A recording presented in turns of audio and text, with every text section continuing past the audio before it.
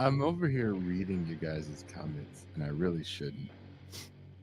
Mercutio says, it's an interesting that the thumbnail for this video depicts 6 sports balls when Jason and Mac only ever discuss sports that involve 2 of the 6 depicted. It's fucked up. We talk about all the balls. And remember, the golden rule of balls, all balls don't bounce. We coming for you, nigga. Exactly. My name is Jason Miles. I am your host for another episode of Beyond the Red Zone. So glad to have you here for our returning listeners, subscribers, and of course our very valued patrons. So glad to have you here. If you're new to the channel, welcome. If you like what we're doing, please hit like and subscribe. It is a very passive gesture that goes a long way towards promoting the channel. Also, for viewers of the main show, we'll be back tomorrow doing not 1, not 2, but 3 shows. I'll be interviewing Ted Reese about his recent article in Compact Magazine about the economy.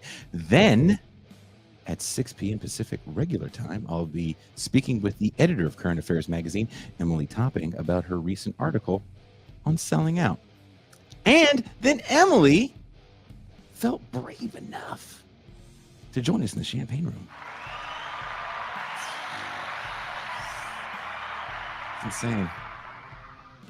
Also, can't forget about Friday. We'll be doing an extra special Hell Fun show. Early for me, about 5 a.m., I'll be talking with Dr. Michael Harris about Star Wars and grand narratives for the left.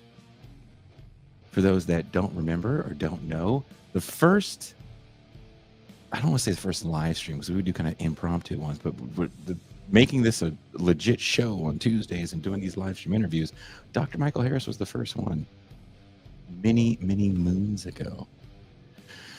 So we'll be back to kind of revisit that conversation. It's also a very different political time than it was 6 years ago.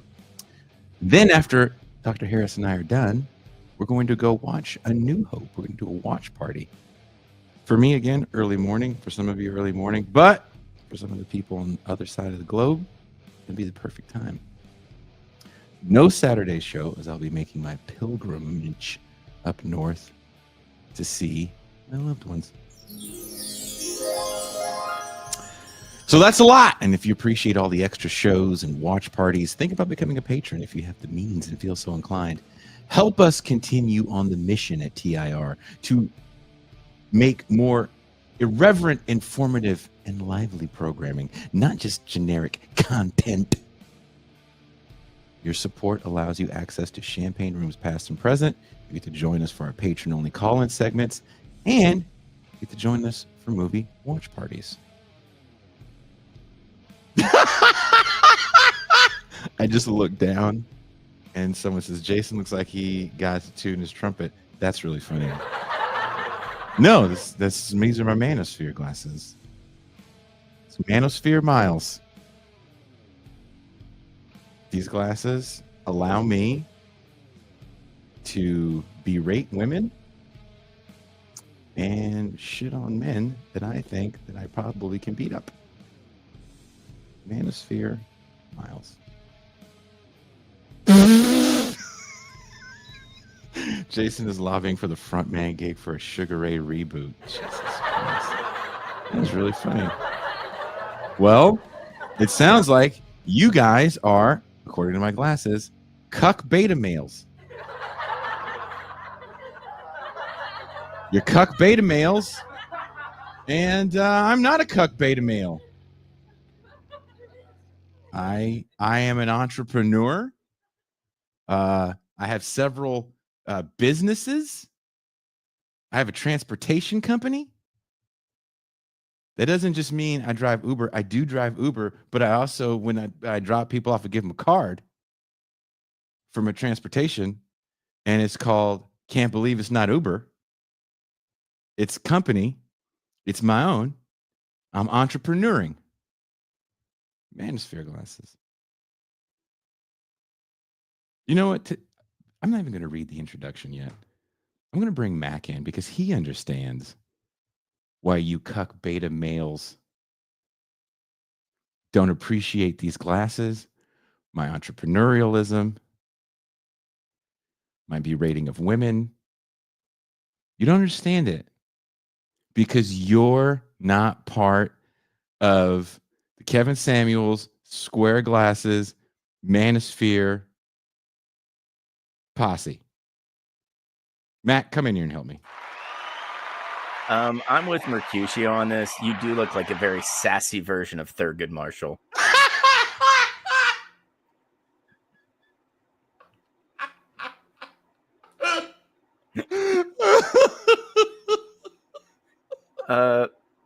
Justice Marshall, are you trying to legislate from the bench? Yes, I am.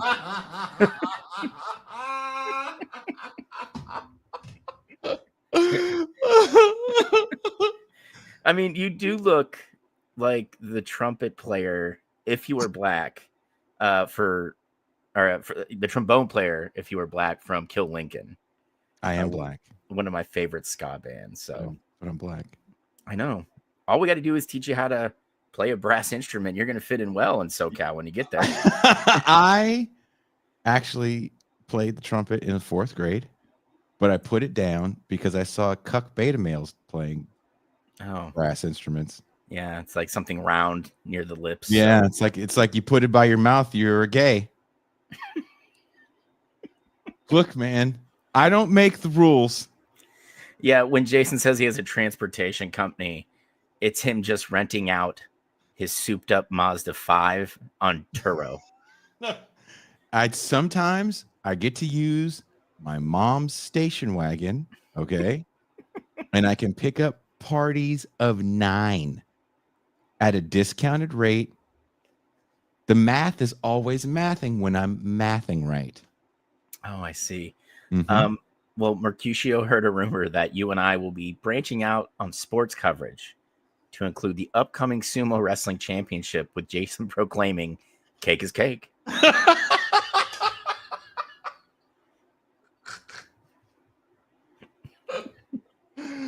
Butt, a man's butt.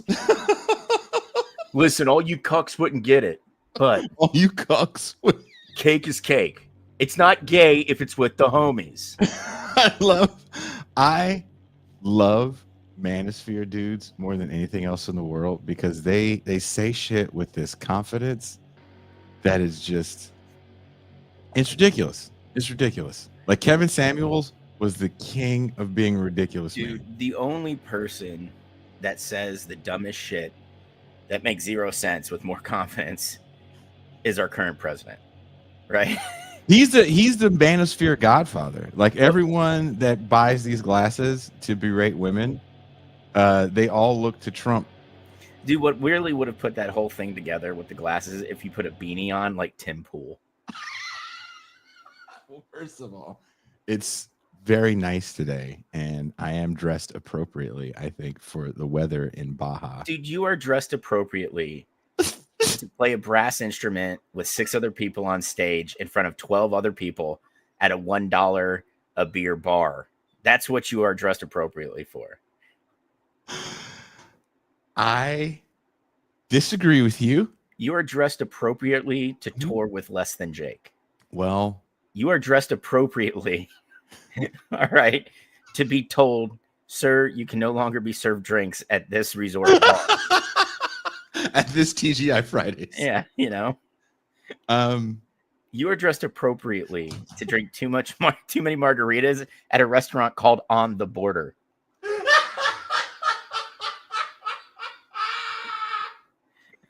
Is that the place in South Carolina? And it's on the border of North Carolina. South of the border. That's called south of the border. You know what I'm talking about. Mm-hmm. Dude, people go there to get married. It's a cultural icon. That place is so confusing. It kind of grosses me out because like it tries to be family friendly, but truckers go there to get their dick sucked. You know, so you never know what you're gonna get. Those guys they're not alpha males. Then they'd be entrepreneuring. Well, I mean, being a truck driver is kind of entrepreneuring. It's cuck work, man. You're driving the man's truck, delivering the man's goods. If you were a real alpha male, you would find a woman with low self-esteem, move into her house, continuously gaslight her, tell her good things in front of her hot friends to try to fuck them. Yeah. All while making her drink raw milk and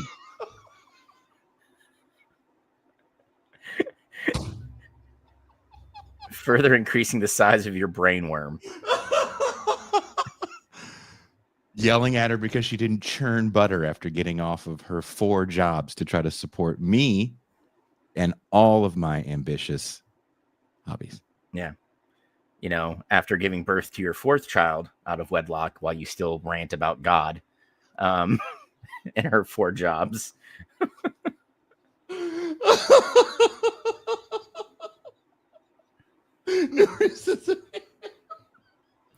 I mean, those are his Manosphere glasses. These are my Manosphere glasses. I am officially part of the Manosphere with these glasses. This allows me to say horrible things about women and why they won't fuck me. Yeah, see, actually, the reason Jason busted him out for this episode, as we're talking about franchise valuations, he wants to rant about how a WNBA team is worth $500 million, and they haven't even gotten through their first full season. It's all women, first of all. I mean, it's just layup practice, okay? And they're mostly gay, so who's watching that, really? Really, yeah. Who's watching that? The same people that watch the LPGA? Come on. Come on, dude. Keep your rainbow flags where they belong, not on my basketball court. Shut up and dribble, okay?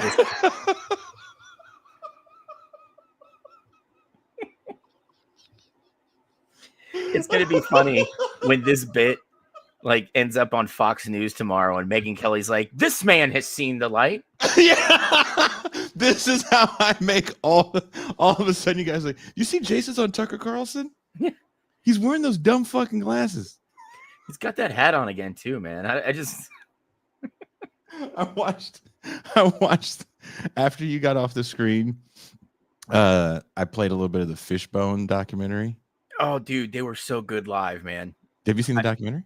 No, but I saw them first week of June, man. They're phenomenal. Yeah.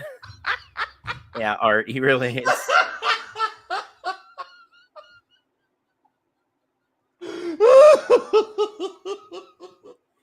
Yeah, Jason's on a smooth road with his hand on the bottom of the steering wheel and he's got his arm out. I'm just like, you women are worthless. Manosphere, here I come. Oh, man. Jason is making his why left to left turn. The left is filled with infighting, betas, bores. I mean, look, sometimes you want to do blow off of a stripper's butt. You can't do that on the left. But in the Manosphere, you can lie and say you did it. I mean, I've been a leftist for a while, and I've personally witnessed another leftist do coke off a stripper's butt.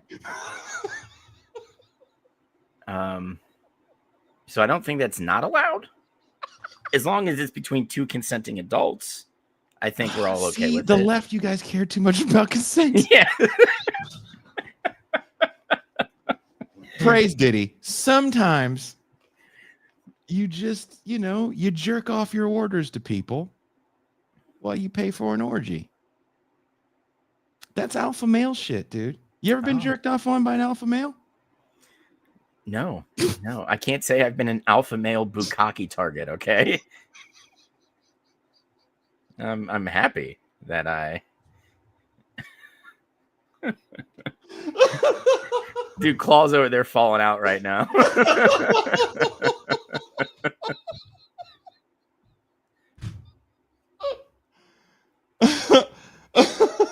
Coming up on This Is Revolution, why the 19th Amendment was bad for America.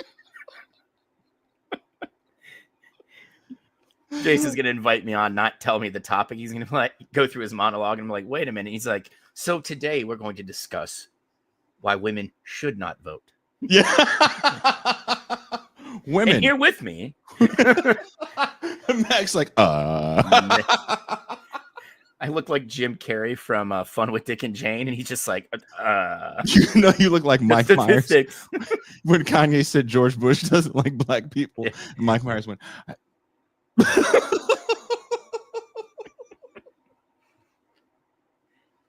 Next up on TIR, Dr. Umar.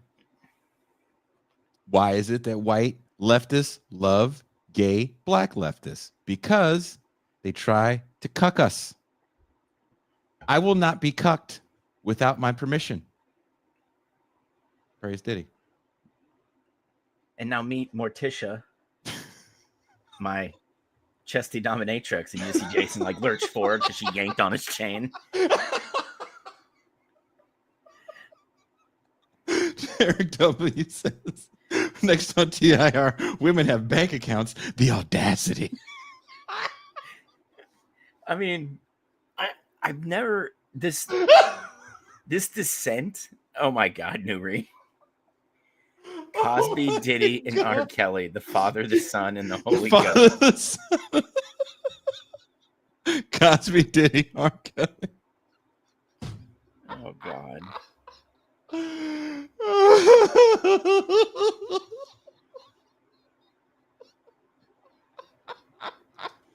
I don't even know what to think right now. I'm dying out in the heat, man. I've been working like so much outside, and my average, like my goal every day is 11,000 steps. Yesterday I hit 28,000. Today I was at 23, and I'm just like, fuck all this, man. Fuck all this. What I want to do is go into a nice office with air conditioning and just bask in it. Bask in it. You know, basking. I feel you. I don't have AC, and it's really warm with these lights on. Yeah, so, just open that patio door and get that beautiful sea breeze. You know what? It really, I don't want to fucking brag about it, but yeah. If I move this show into the living room, yeah, it'd be a lot better. But I'm suffering for art. For your art, yeah. We know because you're an alpha, and suffering builds strength.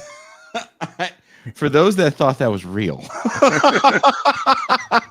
it's not real. And these glasses were $7. And I kept seeing an ad on Facebook for these $7 glasses. And Gene Bajelon bought a pair. So I got a pair of $7 glasses. They are prescription because I'm blind, but they're a little bigger than I thought. And I went to go pick them up at the mail office today. You know, now that I look at you, Jason, you look like a black Harry Carey. Let's play some baseball. Hey!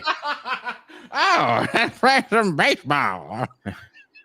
It's the 7th inning stretch. We're going to sing Take Me Out to the Ball Game. Mac, I haven't died, and I've been alive since before Negroes were allowed to play. Let's play baseball.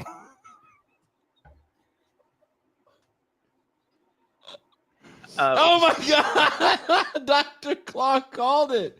He got the same ads. He got the same ads. Yes, it's that place. That's the place. I'm being totally serious. Dizzle. I mean, dude, what is it with some of these companies' names these days? I'm like, how the fuck do you pronounce this? You know, but it is what it is. Coming up on the next whatever podcast, Chase Miles and a bunch of OnlyFans. So why are you a piece of shit? I don't understand why you call me a piece of shit. Well, you shake your tits for money, ergo, you're a piece of shit. Well, don't you do shit for money? Look, I'm a part-time model, and sometimes my uncle, I say that in quotations because we're not really blood related, but he has me model for him. Do a little windmill. And because I actually have a girthy penis, I can go from a beehole to my navel. So sometimes I make $85. All right. Oh God. What the fuck, man? What is wrong with you?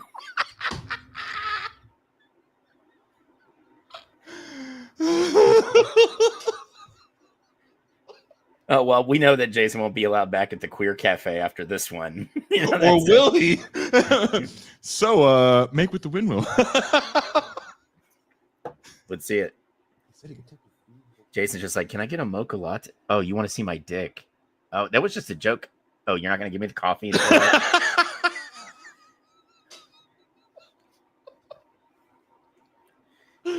Next episode, Jason's just like, hey guys, there's a show that I'm feeling very taken advantage of right now. You shook your cock for coffee today, didn't you? Yes, I did. I really did. It was early morning. I needed that caffeine. And they wouldn't take my money. They just wanted to see me spin it. And then you're like, after the first few tears, you're fine. After that, it's smooth sailing. Yeah, I mean, I didn't feel taken advantage of. I can't wait to read the comments for this show. It's gonna be like, I thought it was gonna be about you shutting the fuck up. How about that? Yeah, when Jason opened up people I can beat up, I'm like, Jason can't beat anybody up. Like, if it was Jason and Phoenix, I'm taking Phoenix. Round 2, just he wins Jason after the first one. Jason goes back to the stool and it's just like, and Phoenix is just over there doing 13 different things because he's 6, And then the open round 2, Phoenix just runs up and punches him right in the balls. Jason's down. Windmill that tough guy. Spin that around tomorrow. I give you 7 uncut inches of aardvark power. Okay? Fuck, dude. And because of the foreskin, it's extra weight. So it gives for a louder sound when it hits my thigh. God damn it. Aardvark power. Wow. See, the thing is, we know this is all bullshit because of Jason's predilections for things like raisin salad and frothing milk in his coffee. This is why we can never buy a turn to the right. Because if there's one thing Jason's not giving up, is a milk frother and the raisins, okay? Eric is more of a thunk than a thud. You got it, Eric. It's like that. No, we're actually going to look, I spent a lot of time today reading things. I sent Mac things to look over. Mm-hmm. And I do think the topic at hand is kind of frightening. Yeah, it's terrifying. But before we go on, I know I was only in the champagne room for like 15 minutes. But after that video, I've come to the conclusion that poor man has had multiple liters of semen all over his body. Because the haunted look on his face, it wasn't when she yanked on his leash or smacked him in the face. It was when she commanded him to call the other dude that was just happy to be there and participating a black king, and then to kiss the ground in front of him. And then when he stood up, you saw that defeated, haunted look. Like, this man is going to fuck this woman within probably a foot of me. And then just blow his load all over me somewhere. Oh, right? God. Like, you know it. He knows it in his head. You know it. And like, I woke up haunted by that thought. Right? Like, at what happened to this man? To where he was like, you know what? I want to be treated like a sock in a 14-year-old boy's room for the rest of my life. And the trauma is all I'm thinking of is what did this man go through when he decided that he was going to be a human receptacle for jizz from various black dudes. From various black dudes, yeah. Yeah. Got to be black dudes. Maybe the occasional Dominican. Definitely some Dominicans in there. And I would even argue Probably some darker skinned Cubans. Oh, I could totally see a dark Cuban nutting all over that guy. Mm-hmm. Oof. You know, so wow. You know, can you imagine being in a position where you know you're getting nutted on and like you're not even involved in the sex? You're just like, what position would that be, Mac? Like this? No. I don't know, dude. I think that man is so beaten down, Jason. He's just standing there. That's me in the corner. Yeah. That's me in the cuck life. Taking all the semen. Oh man. Yes, is it here? He's the cameraman from the porn play-by-play who went to USC to get a film degree. And he's just covered in jizz all the time now. Oh my God. That's look. You said you never. I met. This is a true story. It's a true story. God, we're supposed to do this after the fact. It's a true story. When I lived in the studio, there was a young lady that lived behind me for a short time, and she was a lot younger, and she had young, wild friends, and one of her friends was a burlesque dancer. Okay. And I guess she was a dominatrix. Oh. And so cross-trained. I like that. I respect it. You know, I was a jump master and a pathfinder. I could do both. So I didn't know any of this, right? Hats off to Mistress Misery. I walked in. So there was a couple ways to walk into the place, right? And so there was one like secret door, and I walked in the secret door. It was like the quickest way to my room. And her door was open. She was like, "Hey." And I saw those people in the room. I was like, "Oh, hey, what's going on, dude?" When I walked in, and this woman, she was really cute. She was right at my alley on the border of, she was like a chubby, chazen-ish mixed person. And she was with this guy that I assumed was her boyfriend. And he looked a lot like the cut guy. Okay. And she was like, "Oh, no, he's part of my act." I'm like, what does that mean? And she's like, "Oh, he's my, what do you call the guy that you shit on?" "He's my toilet." I don't know. What do you call the guy that you like? No, not like a real turd, but like disrespect and treat him like okay. turd. Okay. Not an actual turd. Okay. Because I was like, I didn't realize it was that kind of dominatrix. It's frightening. It was, what do you call the guy that gets fucking degraded? I don't know, man. I'm not familiar with the intricacies of dominating somebody else because I'm not really interested in that. Again, I'm not judging anybody who's into it. Oh, you should totally, because I was, in my mind, I was like, "Oh, is she fucking this guy? Like, seriously?" Charles Ghost had a sub. Okay, yeah, a sub. Okay, but I thought she had a cooler name. Like, he's my Renfield. I don't know what the fuck she called him. She called him something shitty, and he was like totally okay with it. And he was like, "I love this." And I was like, "I don't know what you love," because I hadn't seen one of those things before. I didn't know. And she was like, "Oh, tomorrow night at this cool bar at a cool place, I'm going to be doing the thing where I beat the shit out of this guy. You should really come check it out." Wink, wink. And I'm like, "Is that code for maybe I could bang you?" And we're flirting, and the guy is there, and he's just got his head down. He kind of looked like the guy in the video. She didn't say anything about kings. She was, because that wasn't her dude. It was just a dude that she beat the shit out of. Okay. And so I got all prepared to go to the thing because I don't know how you dress to go to an ass kicking.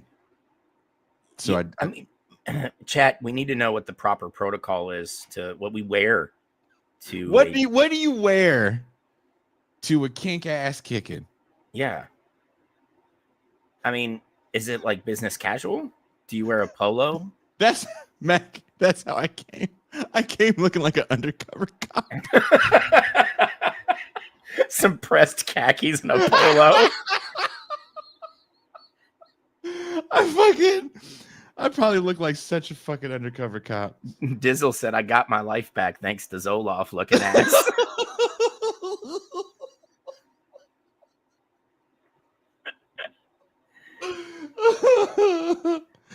and the chick is like the main event is her kicking this guy's ass. And again, she's cute. She's got, big fat ass and shit and long titties. And yeah. Yeah. And I'm excited about this, right? Because I'm excited. And so she's like hitting the guy, and you have to cheer, and she hits him harder. And he looks like the guy in the video. So he's a bigger cat, and she's hitting him with the thing that you hit people with that doesn't look like it feels good. And people want to hear the sound of this thing hitting his ass. And he's got like an outfit on that one would wear when you're getting the shit kicked out of you by a thick chick that's going to kick the shit out of you on a stage. Like there's like, you know the outfit this guy is wearing. He kind of looks like the Gimp. Yeah. In Pulp Fiction, right? He's got a ball gag, nipple clamps, a thong, and she's just fucking pulverizing his ass. And he bends over a little bit, and she's hitting him with this thing. And I think she got his nuts too on one of the hits because it elevated him. It elevated him. Oh my god! Oh my god, dude! like I think she might have played softball or something because just the turn, right? The hip turn. So she got the whole lower body into it. Oh man, she just follow through. And I know she got some of his nuts because he was like, oh, and he was like, yes, mistress, whatever, ass kicker. And then she hit him on the nuts and he went, ugh! And he just got his heels off the ground. And so after all that happens, I'm thinking to myself, I don't think I should talk to this woman. Like, I don't want to do anything with her in a bedroom. And all of a sudden I am that man. Well, no, I think a lot of women like that keep it separate. So like they beat the shit out of their subs and then they have some pretty normal sex, to keep those two things in, I guess, compartmentalized in different spaces in their head. And Dizzle did say, you've got to wear something that says, hey, I'm here to watch this freak off, but I'm not here to participate. So it's definitely business casual. Okay, definitely. So I was wearing the right outfit. Yeah. But so I was kind of excited. Like I waited for after the thing, and then we kind of like, hey, you want to get like coffee afterward? I'm doing the flirty thing. And I go back to the warehouse, and I see my homegirl who had introduced me to this woman. And I'm like, hey, I went to your friend's thing. And she goes, don't talk to her. I'm like, why can't I talk to her? She goes, just don't. First of all, you're not my mom. Second of all, why wouldn't I talk to a attractive Chasen with long titties? You've known me long enough to know that's kind of my MO. Yeah, it's your thing. It's right up your alley. It's like she was weird science manufactured for me in a fucking laboratory of degenerates. Yeah. She goes, Jason, you can't do it, Jason. And so we're fighting now. Me and my friend are fighting. I'm like, why are we fighting? And all of a sudden she yells out, she's got herpes, okay?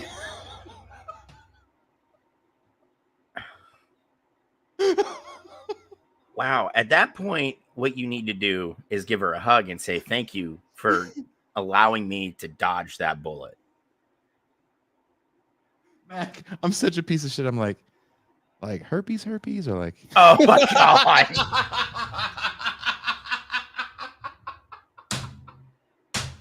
Jason Miles. Jason fucking Miles.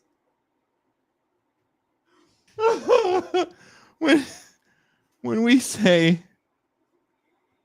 oh, I can't take you anywhere. Like, I'm surprised I didn't get a phone call when we were in DC. Like, Mac, I'm in a bit of a pickle right now.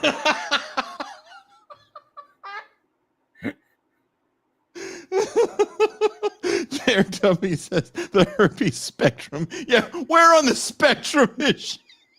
Are we talking like an occasional cold sore? What are we talking here? Yeah. What are we talking here? Okay. Yeah. Well, the thing is, Prayer, we haven't even talked about. You haven't. The I title. haven't read. I think this is a pretty good intro. Well, you know what? Let's get with the intro. Get the intro. Okay. Yeah. Let's get this show back on track. Indeed, Nuri, it is indeed. Dizzle. I ask myself that every episode. Dizzle, what is wrong with you? They don't know what chasins are. Can you write it? It's okay. I'll write it in the chat. I'm not going to say it out loud because it's just it kills me a little bit because like you see Jason, and this is a man who adores his kids. Mm-hmm. Is loves art. The guy's a ridiculously talented musician, ridiculously talented writer, very eloquent when he wants to. And then we get this where he's now just a cold sore. Are we talking like? Are we talking full blown? The vag is just a nuclear waste site. Like, what are we talking about? Oh.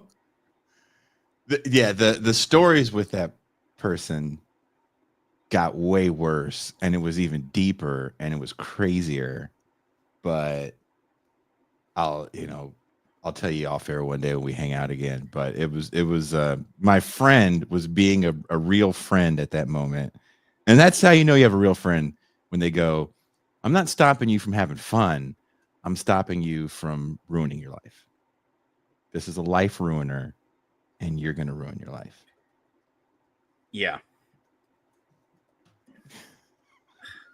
Dude, my son is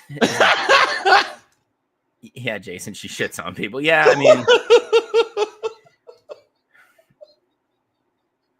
I mean, I told you guys about my cousin who, for many years, did I tell you guys about that?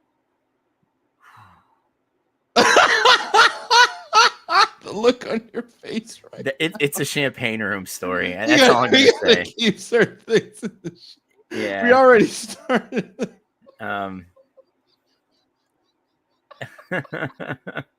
Oh, so here, every sale of a D1 sports franchise is sealed with a jizz cup shower. Oh man. Dizzle, you mean rice? You guys are racist. I'm a rummist. Everybody in chat's a racist. This is just one horrible shit show. The sad part about this show, and I promise I'm gonna read the introduction. The sad part about it is I actually went down a dark rabbit hole of venture capital and found an advertisement from a venture capital firm. Did you get a chance to see that? Yeah. I mean, this is the thing. The NFL changed its rules this year that allows private equity or venture capital to purchase 10% of a franchise. Mm-hmm. Before that rule change, it was totally verboten, right? They wanted to keep franchises in the hands of families, right? But we are getting to the point where the family-owned franchise is going to become something, that's super rare. We know Bob Irsay died this past year, and his daughters took over. They've grown up around the Colts. But let's not act like if some venture capital firm came in and was like, listen, I'm going to give you an overvalued dollar amount for 10% of this franchise, that the NFL won't then loosen the rules again and again and again until, venture capital or private equity is the majority shareholder. And at that point, we already know what's going to happen. They're going to strip this franchise down to bolts, sell it, make a ton of money, and then this team will be worth nothing. It's the copper. It's that we sell it for the copper wiring model of all these businesses. Think of Circuit City. So let's get into it. Yeah. As much as I enjoy sports writers' coverage of iconic moments in sports history or of teams that will forever live in legend or infamy, my one issue is that these writers are addicted to the narrative and they can push history and material conditions to the side for the sake of the story. People are either good or bad actors, and there are real villains in their tall tales. But that's what these are, tales, just like the mighty Casey at bat. Sports writing at one time was about documenting and analyzing the game, the chess match between pitchers and hitters, a quarterback and a defense. Now it's 24 hours of gambling insights and drama, which can be gambling insights to the addicted person looking to get an edge. Oh, a player's cheating on their wife? Maybe I should take the under, and the fact that he'll score less than 20 points. This is the reality of sports journalism in 2025 in the United States. Steroids was covered as a scandal about cheating and not about the material reality of attempting to maximize your labor potential with your only asset, your body. Again, the journalistic yearn to tell a magnificently hyperbolic story of good and evil can obfuscate the reality on the ground. After winning an NBA championship in 2024, the Boston Celtics sold the franchise for, at the time, a record $6 billion. The team was originally purchased for $360 million. The Los Angeles Lakers won up the Celtics by selling for $10 billion, also to a group of investors. Why are these storied franchises selling not just for top dollar, but so quickly after winning? Doesn't winning mean you're guaranteed more money from television rights and merchandise sales? Well, it's a bit more complicated than one would think. From an advertisement I found from a venture capitalist firm, Will Ventures. Quote, according to new research from Arctos Partners and Michigan Ross, North American sports franchise investments have performed better than U.S. equities, the media sector, and nearly every major asset class over the last decade. So institutional money has lunged to put their money into pro sports. Sovereign wealth funds purchase top European soccer teams. Bulge bracket private equity firms bought stakes in NBA, NHL, and MLB teams. And every sports investor now sits on the edge of their seat as the NFL considers opening its doors to institutional capital, unquote. So owning a sports franchise is no longer a toy for the wealthy. It's a profitable business venture. But venture capitalists don't play the long game. These are quick turnarounds and 10-year cycles they promise investment clients. So what does that mean for the sports industry? From an article in CNN titled, Sales Prices Are Rising for Sports Teams. Here's why and what that means for fans.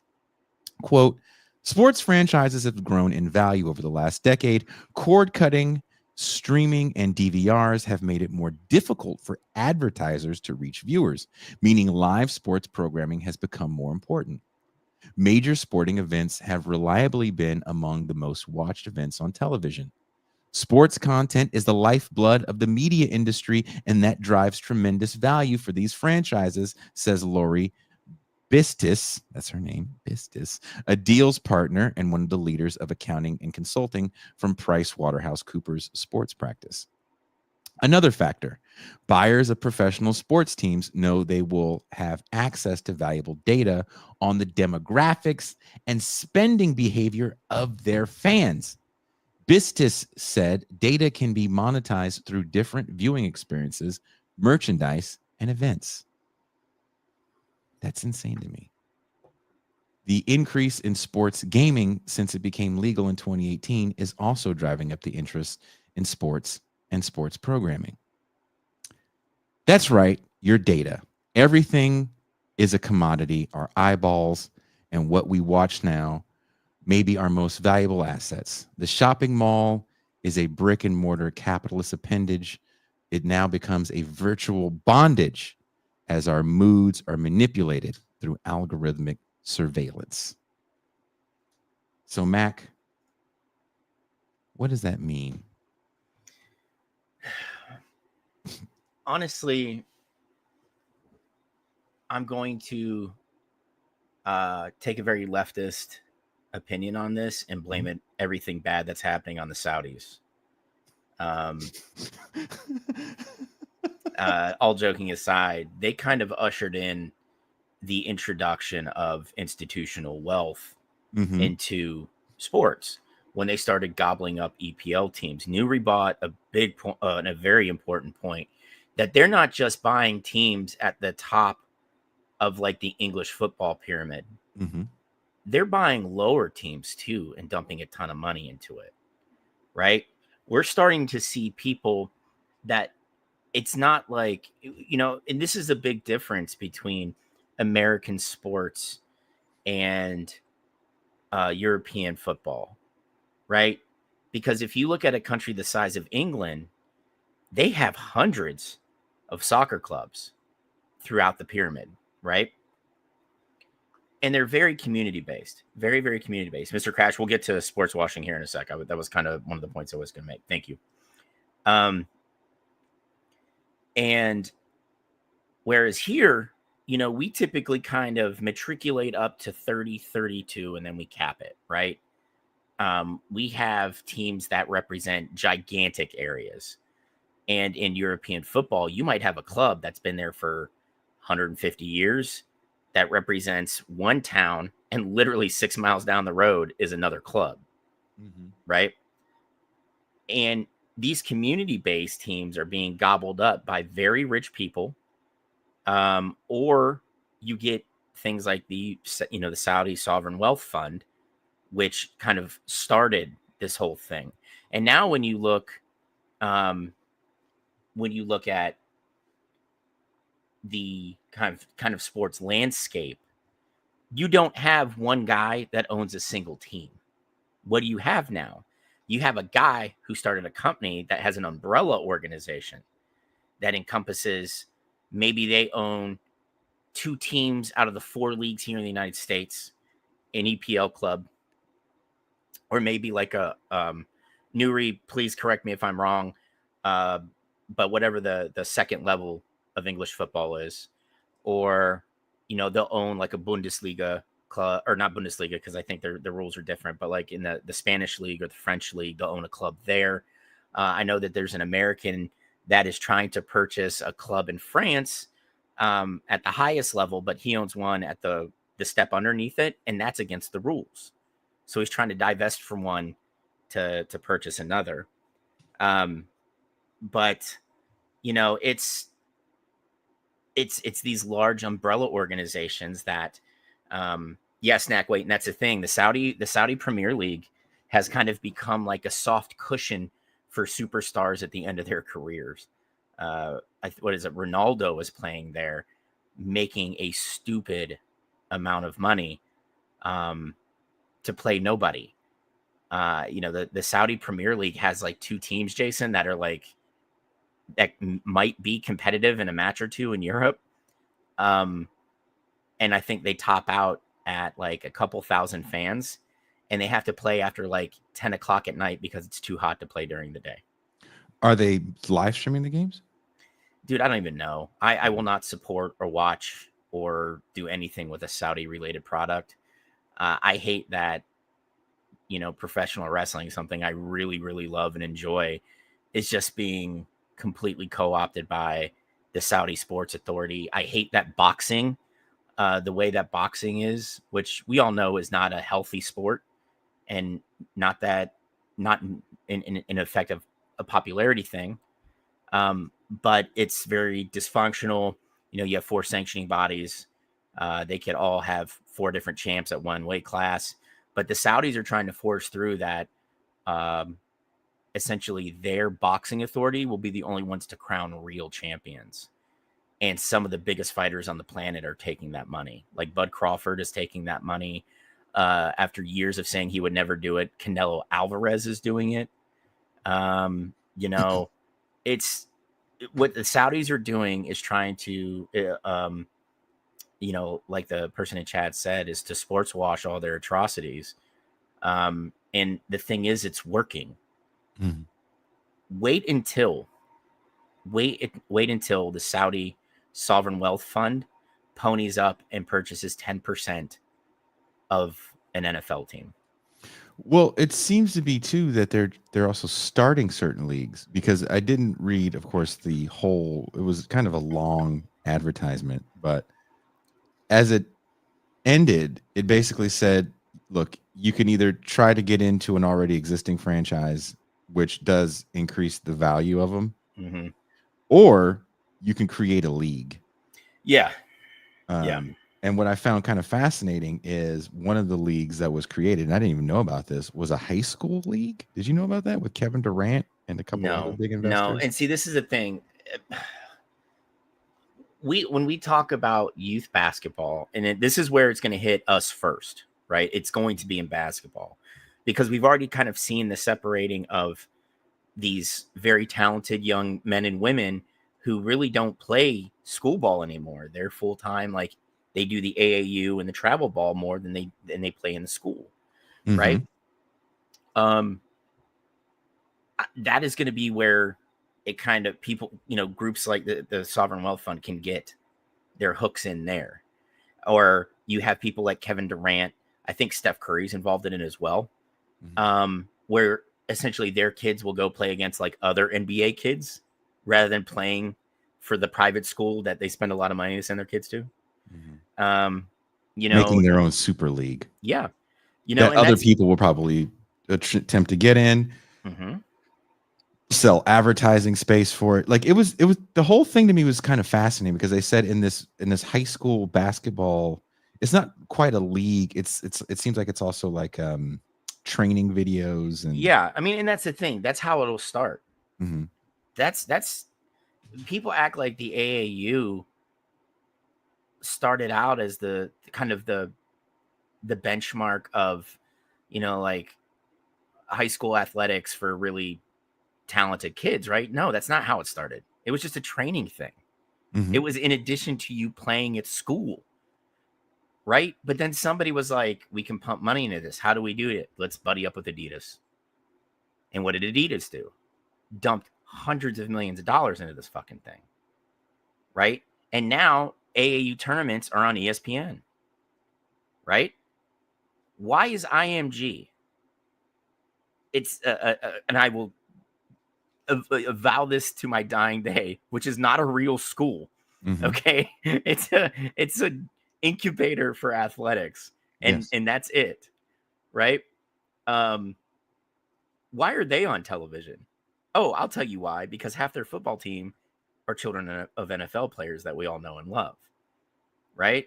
Like, or the freakishly athletic 6'8", 340-pound 16-year-old left tackle who just mauls folks, right? And I've always been of the mind, I love college football. There's very little I find creepier in connection to sports than people who just stare at recruiting. These are 17 and 18-year-old kids. Why do you give a fuck where they go? Do I want the Buckeyes to be good every year? Bet your sweet ass I do. But if a kid backs out and is like, Columbus is not the place for me, it's too cold, or I don't like Ohio, or whatever the fucking case is, right? I don't care. If they decide that's not their place, and that's okay. That kid, it's an 18-year-old kid. Their mind changes every 5 to 10 minutes. That's why the NCAA started making kids sign a contract, essentially, saying, listen, dude, you've committed to 38 schools already. Enough of this shit. All right? Like, you're doing the baby Gronk, and we can't have that. So you're going to have to start signing a piece of paper to let us know where you're going to college. Right? So it's like, but I have a really big issue with adults, right, who aren't connected to these kids, that get so wrapped up in it. And then when that kid backs out or maybe didn't enjoy their visit and it's like, yeah, I mean, the campus is great, but I'm going to go on other visits. And then they like go to Miami and sign with the Hurricanes, right? You can't be mad about that. Again, that's a kid. And two, it's gross that you're a grown-ass adult that's mad at this 18-year-old kid for wanting to go play in sunny Florida, rather than, sunny Ohio. And by sunny Ohio, I only mean we get 3 months of that before it starts snowing again. And just the death threats, the shit talking on social media. But does that have something to do with people getting a little too invested into the idea of how they think these things run? I think if people understood how and why venture capital wants to buy these franchises or even get their hooks into college athletics, for example. How NIL deals really before work. you even go on, I don't think this is an if thing. It's a when. Mm-hmm. I really think this venture capital funded Super League is going to happen because eventually the TV networks are going to cap themselves at what they can give the conference, right? Because let's face it, who runs the streaming services? It's still your old school conglomerated form of like your legacy media, ABC, NBC, right? Mm-hmm. At a certain point, what have we decided to do? We've decided, okay, I'm going to purchase this streaming app for football season, and then I'm going to cancel it because I don't like anything else to do with it, right? Mm-hmm. So you can't get a steady number of subscribers. You can't peg a number because it fluctuates from quarter to quarter.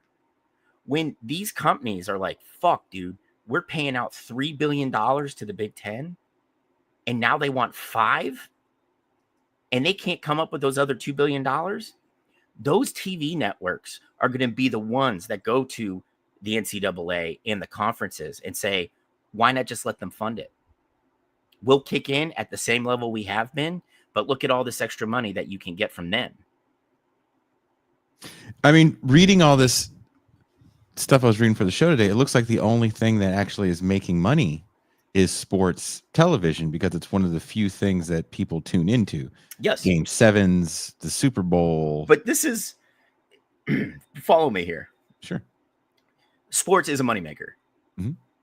Because we live in a sports I mean, dude, MLR, Major League Rugby, which is a fairly new league, is now on ESPN. Something ESPN started out doing, putting the funny leagues on. Mm-hmm. And as it became the sports behemoth, they were like, fuck, not just no, but fuck no. Get away from me. Ew, mm-hmm. Gross. No more snooker pool tournaments. Yeah, like the outdoor roller hockey league isn't on ESPN 8 the Ocho anymore, right? But then they realized we have programming and we don't want to pay big names to talk anymore because they're expensive. So what can we do? We can throw a bone to the UFL. We can throw a bone to Major League Rugby. We can throw a bone to Major League Lacrosse. And it's cheaper than paying, like a couple of those Sports Center anchors are making like $20 million a year. They're like, dude, we can kick Major League Rugby 10. They're going to be happy as shit because they just cut a $10 million check. And then we save $10 million. Right? Mm-hmm. So sports is a moneymaker, but you know what's not? Production of sitcoms. Mm. Okay? Their advertising revenue is falling overall because, like you had mentioned, people are streaming. People are like me. I watch Friday Night SmackDown on Saturdays. Okay? I don't watch it live. Fast forward so I don't have to watch commercials, man.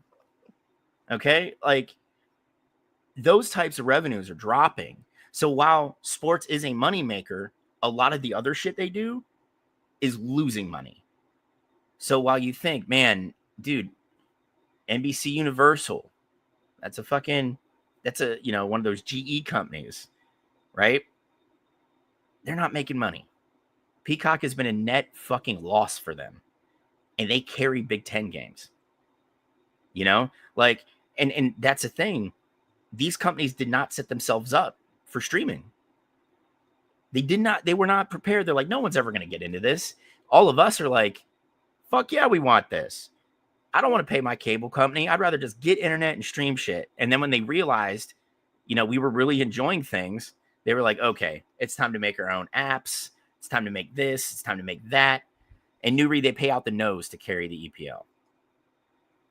Like it's a ridiculously big number. It's so crazy that the cable was the golden goose for these guys, and mm-hmm. they didn't just like murder it. They Israeli bombed the shit out of it. Or in keeping with the Saudis, they treated cable like Jamal Khashoggi. They cut him up and threw him in a bag. That's what these networks did to cable. Jesus, we're pretty ruthless today with these fucking analogies. Like when you step over the line to start the show, it's like I'm already there. Yeah, I mean it's maybe a joke in poor taste, and I apologize, everybody. It's been a long day. But these networks are the ones that really started pushing for the packaging of certain things that your cable companies carried, and then getting into arguments when the cable companies like, look, man, we can't pay 50 cents per subscriber for ESPN anymore. Can we cut it down to 40? And then what's ESPN do?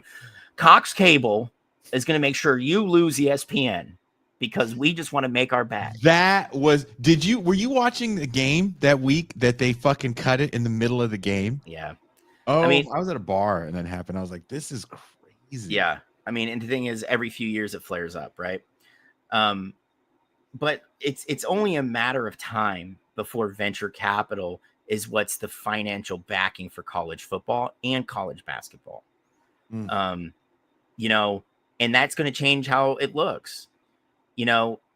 If I was the new NCAA president after Miles Brand, I immediately look at survey the dystopia that we're living in sports wise, right?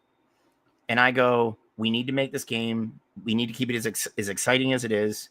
But we got to keep the top teams happy. So at that point, I institute the pyramid. I have my teams at the top, 36 of them, right? And I roll in Division III, Division II, and FCS into it. And you give them the opportunity to move up or down the pyramid as needed, right? Because there are D2 schools that would love to be FCS, and they can't. They just can't make that financial commitment.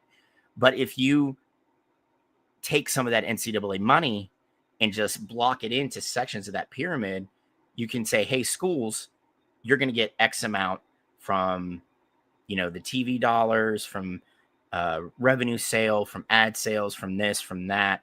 And you can help supplement your athletic department with whatever you guys are putting up. And then have promotion and relegation, that would make it exciting, and teams would still get paid, and you can still allow NIL to filter from the top to the bottom. But they didn't do that. They decided, they knew it was going to happen. Yeah, they went to the Senate, or they went to Congress, and they're like, please let us keep our antitrust stuff. These are student athletes. Think of the kids. think of the right? students. We're thinking of them. We're seeing them get rich. And when the House verdict came down, a year and a half, 2 years ago, they knew it was coming. Why didn't you set up a system then? Why did you let it run wild for 3 years before you're like, whoa, we should have some rules? And then they make rules that people can essentially ignore. What are you going to do if Ohio State or USC or Texas is like, fuck you? I'm going to pay whatever I want to whomever I want in whatever means I want. Mm-hmm. What are you going to do? You going to kick me out? Cool. Hey, Big Ten, Tony Petiti.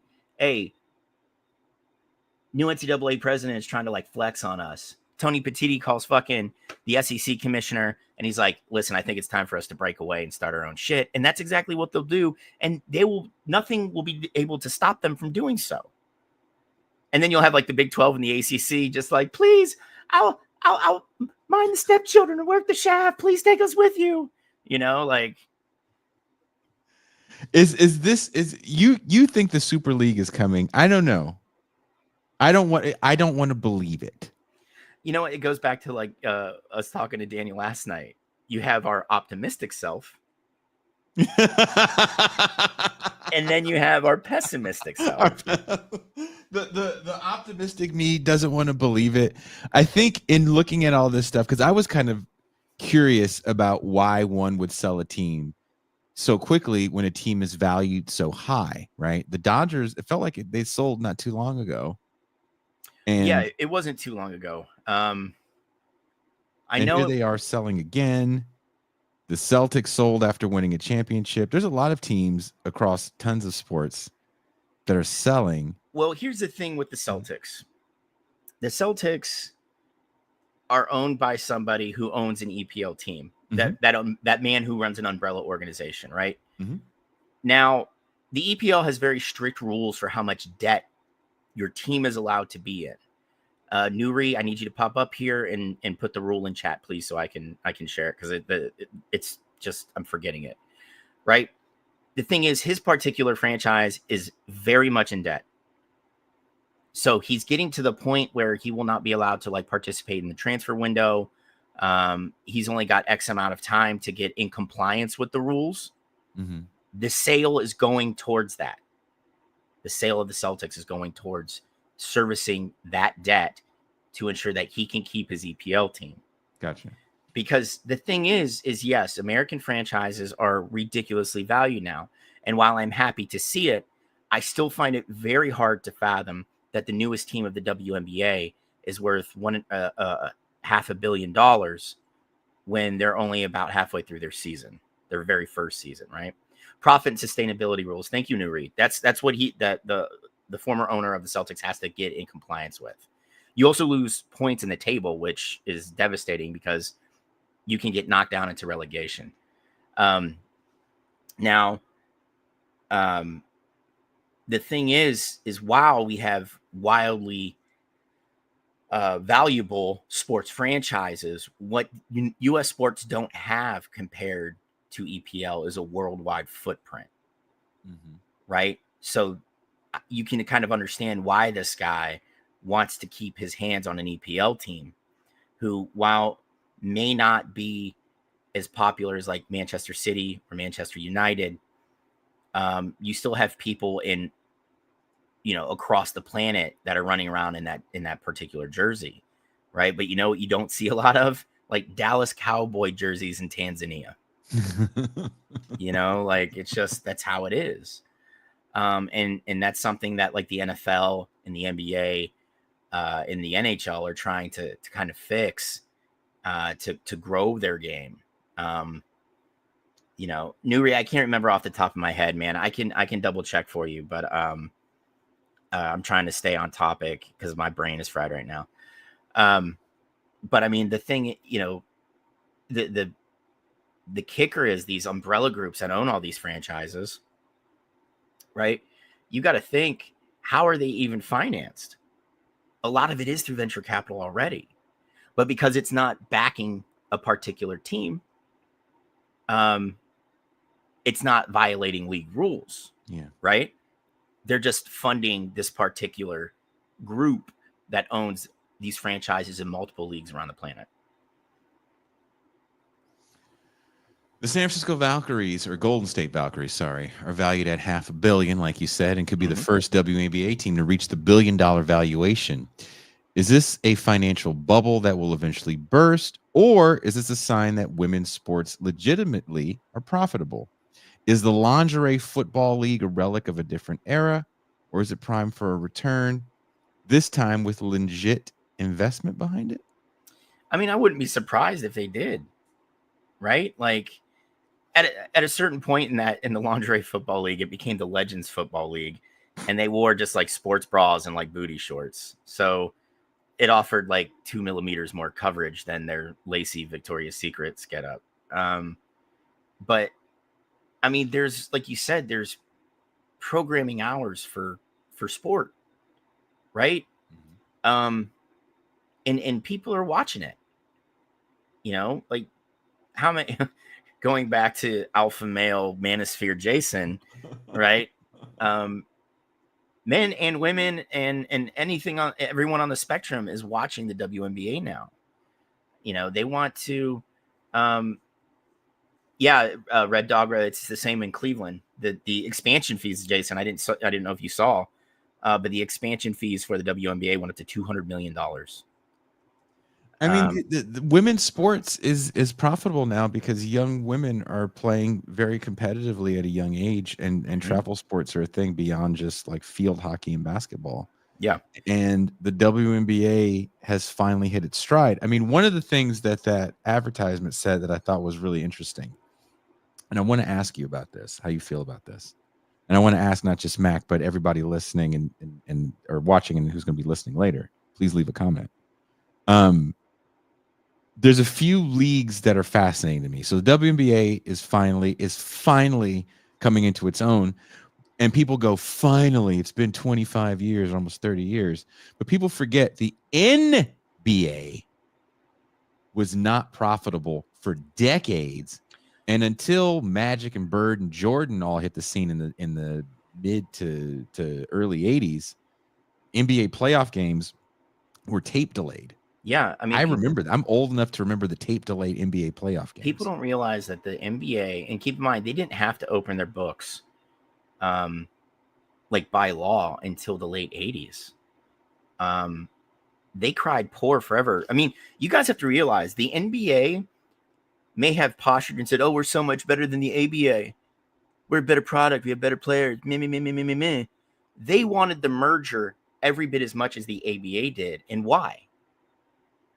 Because players were able to set two leagues in a bidding war against each other to increase their pay. Right?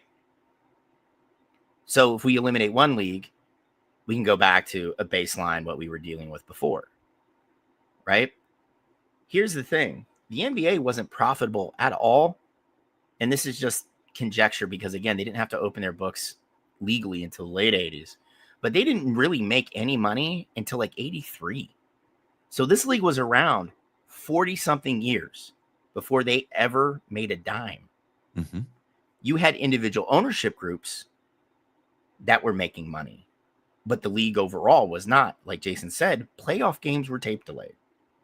It was not a much. The NFL started in 1920. It didn't even get kind of profitable until the Super Bowl era. Yep. And that's 40 years later. So this idea that women's sports is finally profitable after 20 some years, it takes a while for a sports league to become profitable. That being said, it's a different way to look at sports in 2025 because now we know what everybody likes. Every time we stare at a video too long, every time we look at an ad too long and get our Manosphere glasses, all jokes aside, we know what people like. Why do you think Spotify moved away from being a storage locker platform of streaming where they used to have a program in the app that would find all of the music you had on your hard drive? You used to have to download it to your hard drive and it would upload it to their system. People used to not like that. They don't do that anymore. They don't want anything you have. They want to give you moods because when I know what kind of mood you're in, I know how you function a little bit better. And controlling your mood can help control the way you spend. Mm-hmm. It's insane. That being said, this is what the data people are mining. And I say all this to say slap fighting doesn't come out of nowhere. This doesn't come because someone had an ingenious idea while doing the cocaine off the hookers behind. Blunt sword and armor MMA didn't come from nowhere. Okay. Like all this shit comes from what do people this age, what are they watching? What are they into? Oh, they like fighting, but they only watch this much of the fight. They only want to see that clip. What if we gave them a knockout league where all you get is knockouts? Well, how can we get a knockout league? What if people just slapped each other? Okay. There's no skill to that. There's no training for slap fighting. How do you train for that? Have your friend hit you in the face? Yeah, that's not smart training. Just constantly. It's not smart training. All right, guys. All right, this is what I need from you. I got my first slap fight competition coming up for the next 3 weeks. Just need you to fucking hit me. It's hard as you can. But not with the palm, because that's illegal. It's got to be this part of the surface. This is the striking surface. Down here, no. Here, yes. You know, and not in a downward motion. Only, but the thing is, this doesn't come out of nowhere. And venture capital is going, well, we can start a league of this. Mm-hmm. These are the same people that also maybe have stake in streaming services. We only see what people want us to see. Yes. We have an algorithm that's going to give us back what we want. But even with that, you know, there's certain shows that don't show. This show isn't going to show up just because someone watched ESPN today. Right? Mm-hmm. So there's forces controlling what people see. If I want you to see my slap fight league, you're going to fucking see my slap fight league if you like it or not. Yeah. So, I mean, when you look at a lot of these startups, these startup leagues, right? A lot of their budget is tech. A lot of the budget is. mm-hmm. And it's so they could make the payments to companies like YouTube or Google to make sure essentially it's that optimized search, right? Like when you look up women's soccer, we're going to make sure the NWSL comes up before USL, right? Because that's the top league in the country. And even though USL is trying to start top tier, leagues at the top of the American soccer pyramid, it doesn't matter. It's going to be MLS and NWSL, right? They do that for a reason. Like you said, data mining is a key to everything that these corporations do now. Like it's not an accident. They do it on purpose and they budget a lot of money for it. Mm-hmm. And honestly, it's terrifying. Well, Nuri said something I think really interesting, and I want to know how you feel about this. Nuri goes, "How long before we get the Running Man?" And I know what you mean. And this is how I feel. I feel that Fear Factor was a canary in the coal mine, in that we don't mind seeing people do degrading things because we can tell ourselves that everything's okay and no one is really getting hurt. And if you listen to interviews with guys like Joe Rogan, I don't care how you think about Joe Rogan, he was there. And when he says things like, I told people don't do it, because sometimes they would ask him, should I do this? Be like, no, that is a poisonous thing. You may die. You signed a disclosure. I don't know how many people here have ever worked on a set or ever worked on a game show set like that where people sign those waivers. I remember we did a job for Comic-Con and they set up American Ninja Warrior. Remember American Ninja Warrior? And what's that game that you people like to play?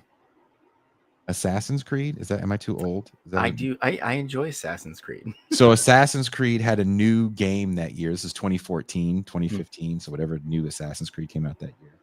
And I was working for a sponsored thing, and regular people could go through the ninja challenge and there was actual stuntmen fucking with you.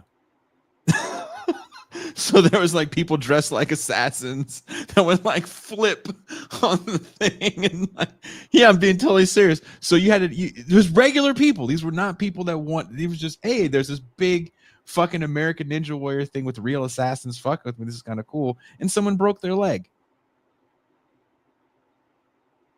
Nothing stopped. They moved him out of the way, and the next person came up there to break their leg. During like the second TwitchCon, one of the biggest streamers on Twitch jumped into one of those like big foam pits and broke her back. Yeah. And she thought I could sue them for this, and they were like, "No, bitch, you signed a release. You signed a release that said," and we said, "Get fucked." Yeah, that's what we said. No one cares about your safety because you are disposable. The only people that sign up to put their cock in a snake pit are really poor. Yes. And the thing is, I think it's only a matter of time before you guys remember that movie where Jean-Claude Van Damme played like a Cajun dude? And a woman, like, the movie opens with like this homeless guy being hunted, right? Yeah. And if he can get through the 24 hours he's being hunted, they'll give him like $1 million or something, right? Yeah. Well, his daughter like hires his name is like Chance or some shit. The movie's called Hard Target, I think. Oh, that's what that's about? Yeah. Yeah, I know exactly the movie you're talking about. I haven't. Okay, yeah. But like, so Jean-Claude Van Damme, keep in mind he's got like his hair is like it's a mullet, but the top part is so tall, right? It's very, very disturbing to see. And like, he's got to find out who hunted this homeless guy, right? And then he does the splits a few times and shoots some guns and spin kicks some people, and he finds out who does it, right? I can see that happening with like less than lethal rounds. Mm-hmm. Like, hey man, we've got people with money that are kind of bankrolling this, and we're going to let them kind of like, and they'll use some euphemism for hunt, like they're just going to chase you around. with like shotguns with beanbag rounds and tasers and rifles with less than lethal rounds. And if you can make it through the day, you know, you'll get a $2 million, right? How many people are going to just be like, I can fucking do that? And it's like, Oh, dude. No, you can't, bro. You know, it boils down sometimes to like bum fights, right? Yeah. Like there's still people on the internet they're too young to know what bum fights was. And there's no longer a backlash to going to a really poor person and saying, I want you to get punched in the face for money. Yeah. There was some crazy game show where they were gonna like pay someone's debt or something and make them do crazy shit, and then someone's like, you can't do that. That's his Hunger Games level. And there's always this uncomfortable, okay, I didn't realize that there's a moral aspect to this that makes me look bad.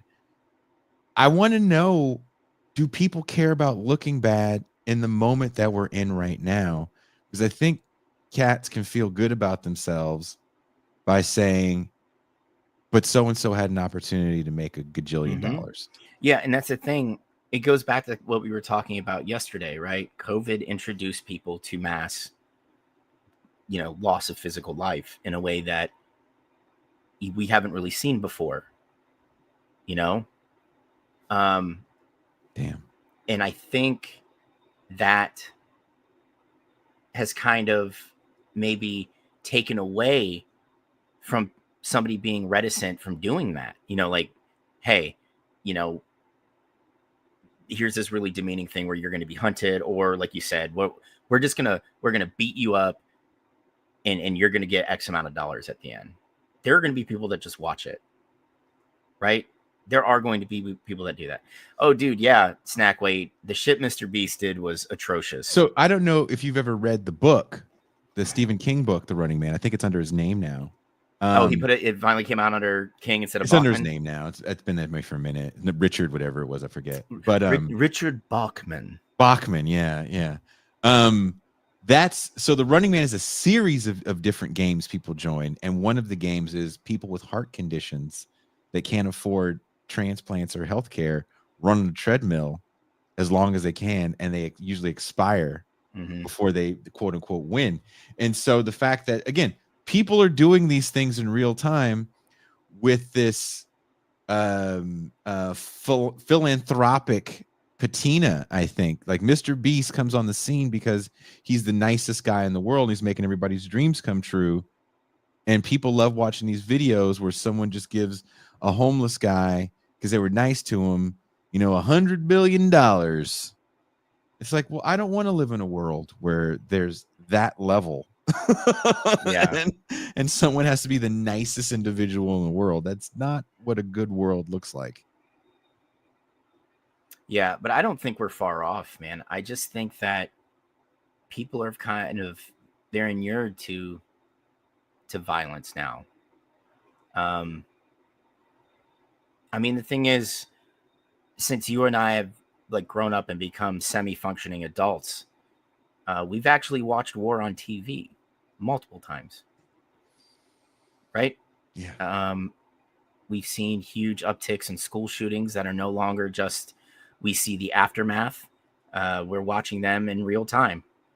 The Trump administration was floating a game show idea of physical challenges to get a green card. I have to. I don't think Prairie is lying. I don't think Prairie is a liar. I'm not shocked. But you know, I think we've become kind of numb to a lot of this violence, which would allow some just degenerate, TV exec, venture capital goon, studio head to pitch something like this, and then it gets picked up. You know, that's the sad part. You know, I was having a discussion with some friends, and I said, I don't know if you guys know the Philip K. Dick story. Like, I think it's called "What Do Electronic Sheep Think of When They Dream?" But they made it. But they made it into a bad movie called Repo Man. Repo Man is a great movie, and the director came on this show, so we coming for you, nigga. You can get fucked. Yeah, you can get fucked. Repo Man's a great movie, and that's not what that movie is. The premise, I'm talking about a corporation controlling organs That's what I was getting to. Right? We're closer to that. That's that you're talking about. It's called it's not called Repo Man. It's called something else. There's Repo the Genetic Opera. Yeah, but that was great. That had a Hilton kid in it. Oh, Repo Men. Repo Man is the name of the movie. Oh, Repo Men. Man, yes, you're right. is Men. with Repo Men. I'm sorry. I instead of singular, I went with. I was gonna jump in this thing and show you these shorts all in your face. Fucking. But that was not a good North movie. Carolina. But it was where a corporation essentially controlled the organs and could repossess them if you failed to make payments. I was like, we are closer to that and the Hunger Games than we are a more like understanding and just society. And they were like, you don't really feel that way? I'm like, I absolutely do. I absolutely do. This is bad, man. And I don't feel good about it. That's the sad part. But yeah, sorry I messed up the movie titles, Jason. I didn't mean to get your panties in a twist. Well, Alex Cox, writer director of Repo Man and Sid and Nancy, came on this show. Well, Alex Cox, it was no disrespect to your film, Repo Man. I was talking about the Jude Law and who else was in that fucking movie? He played Sabretooth in the horrible Wolverine. Wolverine? Yeah, here's the thing for that Prairie was talking about. Warsaw said that the series will be a celebration of America in the most positive possible way. He said contestants would already be part of the immigration system, but that the competition would simply determine who receives expedited processing.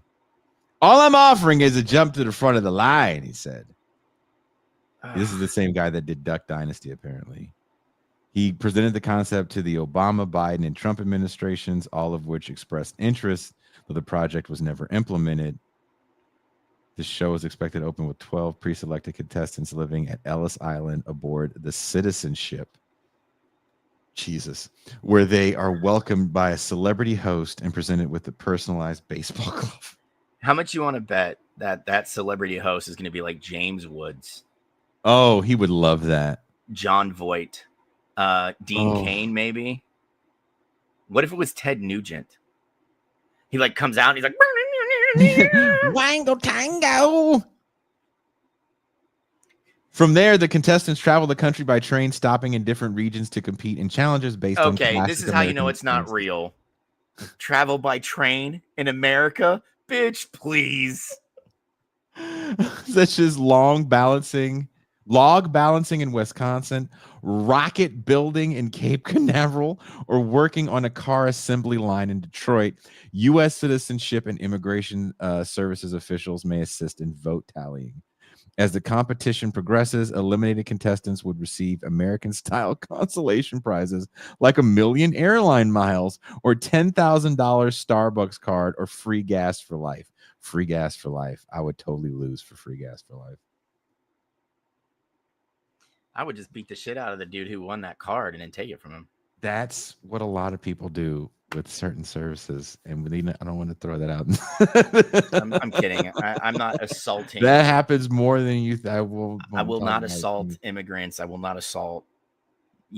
But all jokes aside, this is how we view sport, and the big sports, right? The big three. Let's just say football, baseball, basketball. And I really think that eventually baseball is going to get replaced by the NHL. I think it's only a matter of time. That's rough. That's really rough. Kids are losing interest in baseball, even if they keep tinkering with the pace of play. You saw the All-Star game's going to have the automatic balls and strikes. What's it called? Automatic balls and strikes. ABS. Yeah, ABS. Okay. Why'd I call it the ABL? I don't know. The Manosphere glasses. Yeah, that's what it is. It's fucking with your brain, man. Manosphere glasses, dude. No, yeah, but the thing is, it's hockey. This is actually true, Mac. This is actually true.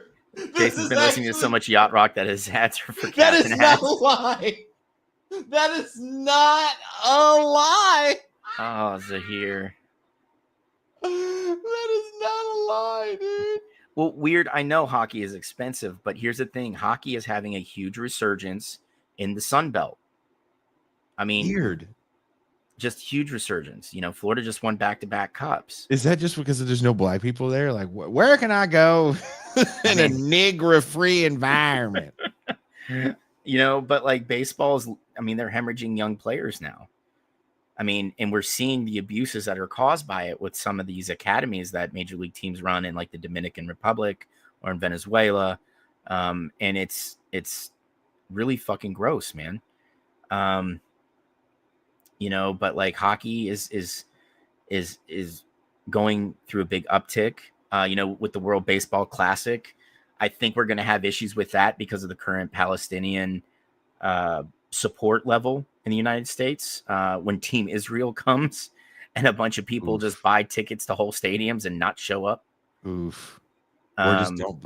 Oof. So what's better, buying tickets or just not buying tickets? Outside.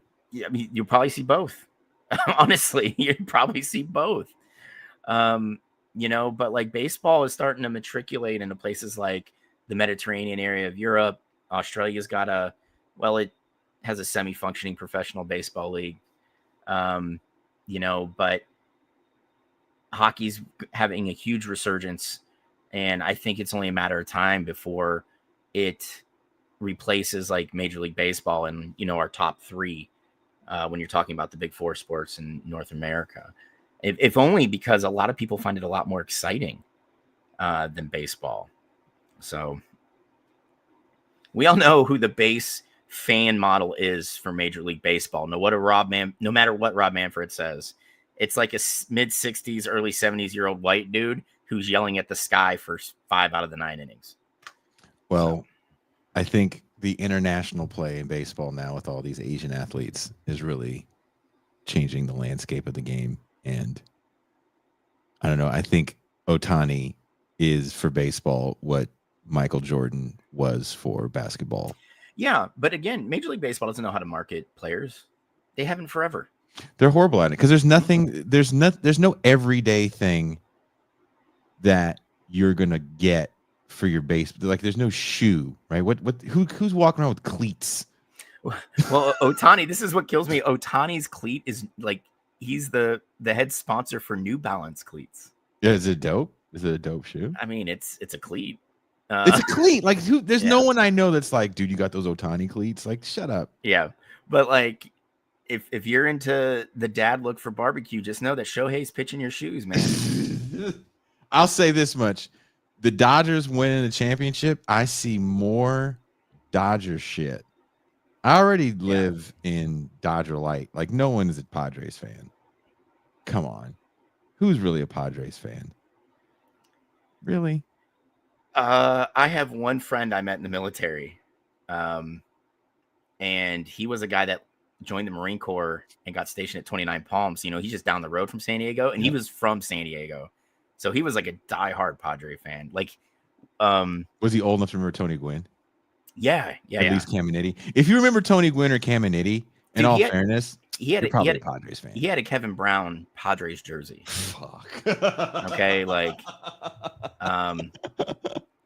so like he's the only one I met, and I have he got out of the Marine Corps after like 3 years and then joined the Army 2 years after that. I'm like, what the fuck is wrong with you? Like the Padres had in my lifetime, because I don't think they have any World Series, right? They had the one run in like 84.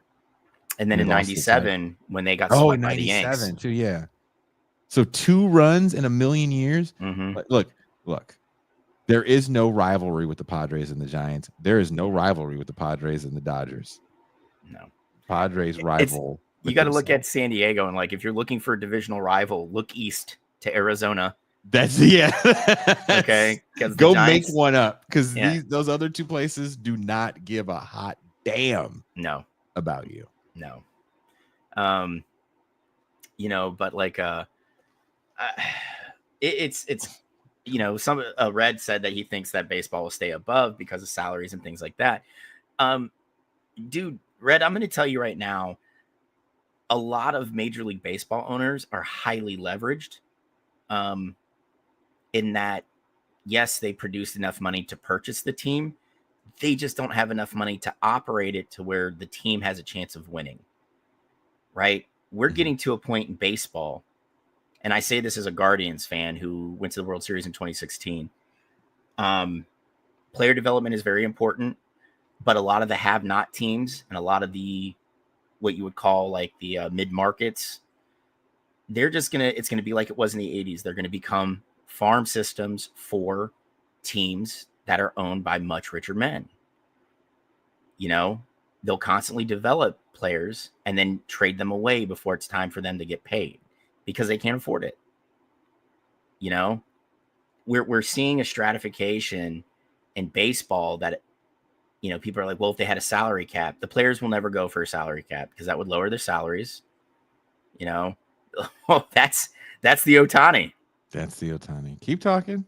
I mean, it's a very shoe. basic shoe. It goes on your foot. Wear a sock with it or not. They look light enough. That's $200. Wow. For the New Balance Shohei Ohtani 1 Turf White Blue 2025 baseball trainer shoe. Yeah, no, thank you. Here you go. Doesn't even say Shohei Ohtani on it. I mean, Shohei there's the SO1. That's how you know it's Shohei Ohtani. Oh, that's how we know it's Shohei shoe. Yeah, black guy laces them up so you know you got real shoes. Dude, I would never own these. It's there it is. There it is. No, thank you. Not for $200. I think I'll just keep buying my $40 Chucks and Vans and calling it a day. Look at this regular ass shoe, y'all. This is the most regular. Someone that is young and knows about footwear, tell me that, like, yo, you got the Shoheis. Yeah. My son is a total sneakerhead. I told you that. And I've never heard him. You never got the SO1s? Yo, Max got the SO1s. Sean Moon, less is more. Sean, this is so less. The only thing that makes it so I know it's a shoe is the blue N on the sneaker.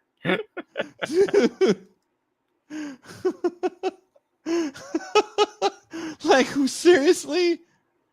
Imagine the pitch meeting for Shohei Ohtani, and his translator is sitting there telling him about the shoe, and he's all excited because he knows what a fucking Jordan is, because he understands the cultural phenomenon. Mm-hmm. And they go, and this is the Shohei. Mr. Ohtani, this is the SO1. And he like pulls a thing back, and Shohei's just like says something to his interpreter, and interpreter's just like this. Shohei says, very happy. And when is check going to clear? Yeah. Yeah. No, this is ridiculous. This is ridiculous. Shohei, I hope you got paid out the ass for these shoes. Shohei Ohtani is the greatest baseball player in the 20th century. Easily. Yeah. He is Babe Ruth. If he got shot tomorrow by John Hinckley Jr., he's the greatest baseball player in the history of the 20th century. Yeah, I mean, the thing is, he's a one of a kind. You know, he's one of those generational talents that I've really enjoyed getting to watch. Because, you know, I'm an old white dude, so I still watch baseball. And I typically will just watch the guards. And if Ohtani's on like ESPN, you know, I'll get on YouTube TV and watch it. But like what he's able to do on a baseball field is nuts. He's again, by far the greatest player in the 20th century. Dude, to pick up cleats. The craziest thing is that man was an MVP candidate with essentially one arm all season last year. That's what I'm saying. You know, like that is crazy to me. How he was able to still get the bat around the way he does, knowing his ulnar collateral ligament was gone. Like, he went 50-50. Mm-hmm. Who the fuck does when Barry Bonds was the first 40-40 guy, right? If I'm not mistaken. Wasn't that, or was it Griffey? No, Canseco. Yeah, it was Canseco. Canseco was the first 40 guy, and we were like, holy shit. He stole 40 bases. He smashed 40 bombs. Yeah, he stole 40 bases at 230 pounds. He literally stole those bases. I mean, remember what shortstops and second basemen looked like in the 80s and 90s. You were 145 pounds. The bat was bigger than you, and you were just a glove. You were not a bat. You were going to hit 225. If you were good, you hit 225. Mm-hmm. And Jose Canseco was coming, bitch. Don't even catch it. Don't even throw the ball. I'm not getting in his way. No, I'm not. I will not be. I will not be in position to catch this ball. I'm not. I'm not letting this man destroy me. So you can fix your fucking throw out percentage. Yeah, and it's just like what's happening at second base after he gets up and he brushes himself off, and Jose just looks to his right and he's like, "You ever think about juicing?" I bet that's what Walt Weiss. Remember, Walt Weiss was like a regular sized dude, and then one year his forearms were bigger than his thighs. Yeah. Like Canseco was a monster running down the base. Ohtani too. What is he, like 6'5"? Yeah, he's a big dude. He's not a little cat either. And you watch him play, and you're like, it's not fair that someone is this fucking good. It's like you were made in a lab. And we heard stories about Babe Ruth. We heard stories about Red Grange. We never saw these guys, so they do become legends at a certain point. They're just tall tales. Yeah. There's video evidence to show, Shohei Ohtani fucking struck out 9 and 6. And then hit 2 home runs that game. And hey, Red Dogger, I'm with you on he's being very protected because he's on a stacked Dodgers team. But did you watch those last few years in Anaheim? He had no help. And he was. Can you explain the Cy Young pitching? Yeah, and he still destroyed motherfuckers. So he's who? I can't even say words. Barry Bonds for me, and not just because I'm a Giants fan, was the best baseball player I had ever seen. When you walk a man with the bases loaded, or when the pitcher pitches to him with the bases loaded, he hits a grand slam, and the coach is like, "Well, I told you to walk him." Save that bravery shit and that pride shit for somebody else. Kush said, "Are those shoes orthopedic?"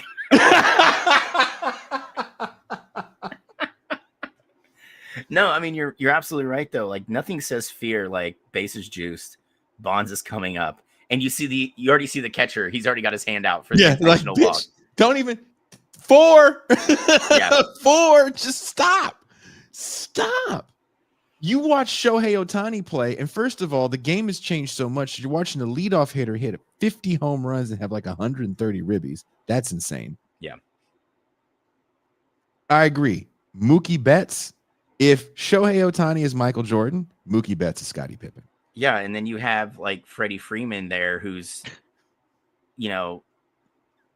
when at a point where a player kind of you start seeing, things are slipping a little bit. Freddie Freeman's not, and he's still playing phenomenal defense. Yeah, I know you did, Red. I know you did. I'm not giving you shit, dude. But like those last few years in Anaheim, I was like, if I'm Artie Moreno presenting the Does This Lemonade Stand Have a Permit? Oof. God. I'm so sorry. You were in the middle of saying some profound shit. I'm so sorry.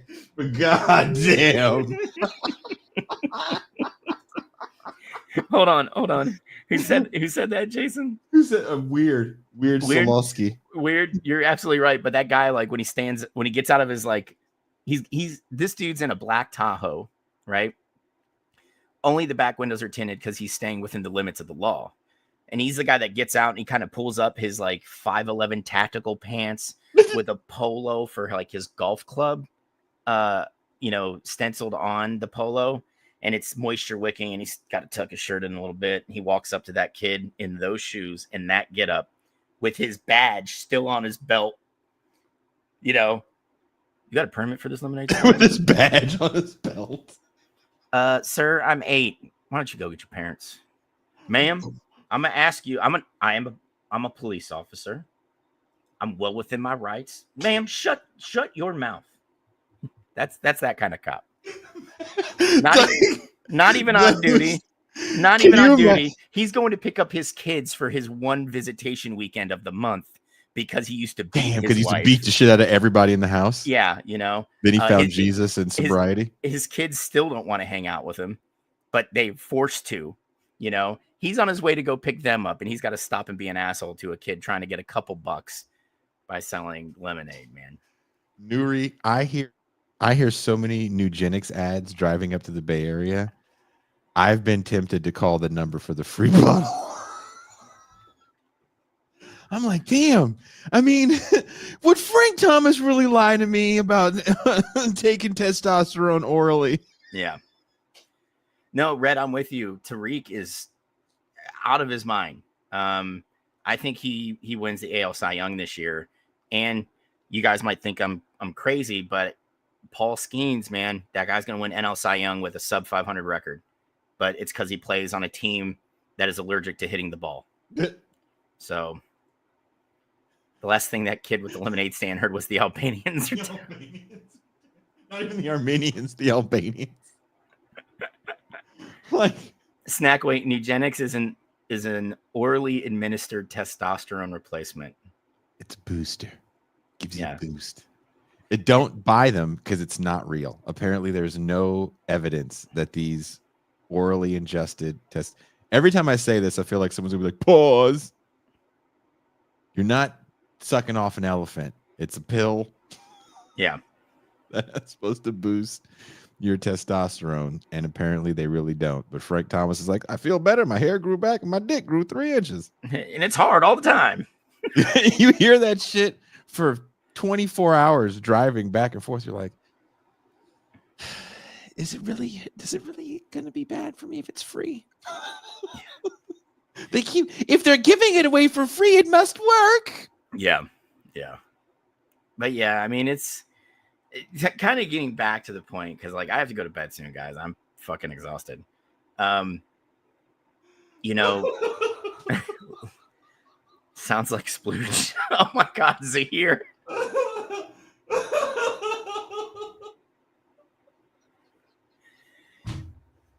I mean, I should say an oral testosterone booster, not taking the testosterone orally. Because that's for beta cucks. Yeah. Okay, I had to get possessed again by Manosphere. But remember, it's not gay if it's with the bros. Okay, it's not gay if it's for gains. You can totally suck off your bro for gains.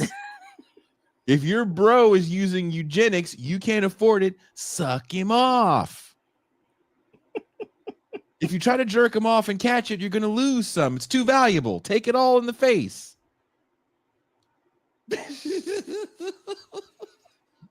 Gains.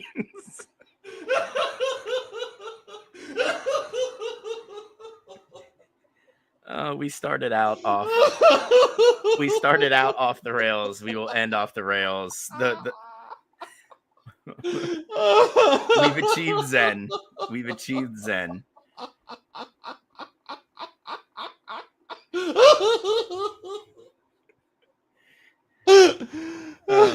Okay, I'm just going to sum this up real quick. Venture capital, private equity, it's coming. Get ready for it. That's all I'm saying. That's what, you know what? We're coming for you now. That's literally what. Yeah, that's what the head of BlackRock said when he called up like Myles Garrett. Jason, he's like, "We coming for you." Myles Garrett's on the phone, like, "Excuse me, you're what?" Boof. Oh no, I don't even know what boofing is. What? You don't know what boofing is? I went to college. I had some beers. I've never boofed Nugenics. I've never boofed Nugenics. If you're boofing Nugenics, then you're making gains, spelled thusly. Yep. You're making where'd it go? You're making gains. Gains, yeah. Yep. Tucson hit me up the other day. She goes, Jason, I think I have some ideas to help the show reach profitability. And she was giving me all these, like she had like a pitch deck of ideas. And one of them was MT drank too much caffeine that day and was up. Oh, overnight. she was fucking wired. Okay, I got some ideas. I think she boofed the Nugenics that day. She's just like, Grr! She does her pitch while doing like 600-pound deadlifts, and you're just like, God damn, MT. She had one of those fucking Jerry Maguire headsets on, like she was making moves. She was moves making.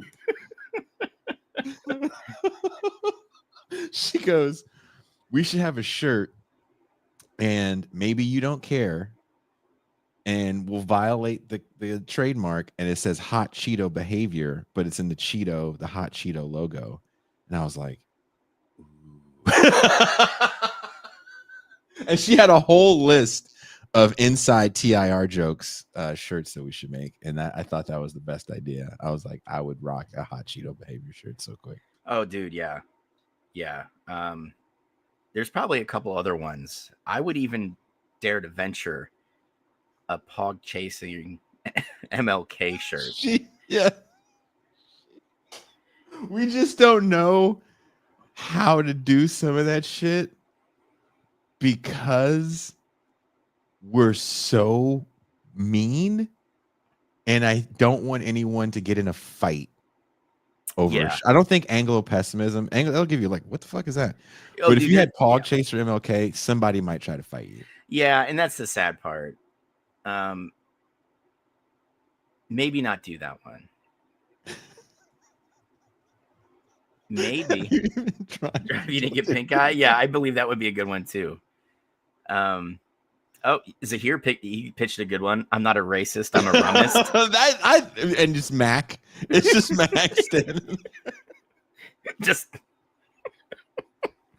Max Gooner. Yeah, I saw MR had shirts that was like a Max Leftist. I would totally have Max Gooner hats. Did I show you? Did I send you that picture? Okay, no, but okay. Can I wait a minute? Can I show you this? Show the picture, and then I'm going to tell you something to show to everybody because I think it's hilarious, and then I'm going to bed. Hunter M says Pog Chaser MLK would get my ass jumped by Martian. Oh my god! Yeah, but Martian Luther King. And you know we did Martian Luther King? Oh, dude, yeah. I mean, it may take me a while, but I listen to damn near everything. So dude, we're so retarded. We're so fucking retarded. So I took a picture of this because me and my friend Shaka Kani were walking in Tijuana. TJ. And I shit you not, dude. I saw a sign for this place, and it was called Sushi and Goon. No. Yeah. Sushi and Goon? Yeah. Is that a place where you eat sushi and then goon? And then go gooning. Gooning? No, that's a real place. Is the sushi like served by like scantily clad people? It was in the red light district.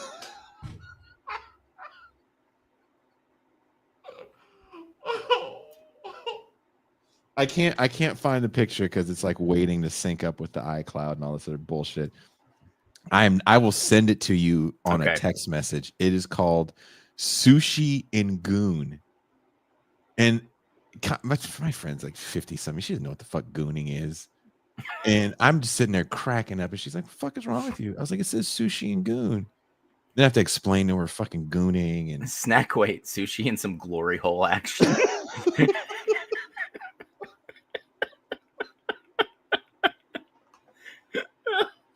God.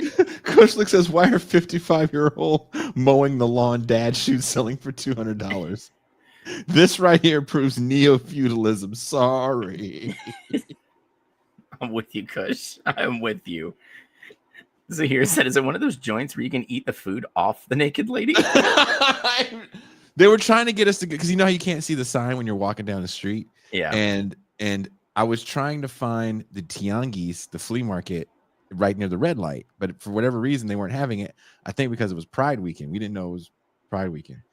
So we were walking through the red light to try to find this thing. We didn't find it. And then, you know, in Mexico, it's kind of like Vegas, was always like, come and eat, eat here. And they were trying to get, I was like, we don't want food. We had just ate, actually.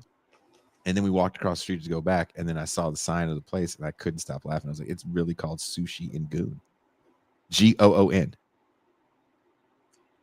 Wow. I don't know what it meant because I don't know if they knew what it meant. Oh, I feel like they know. It wasn't like there was Japanese people there. Gooning is cross-cultural.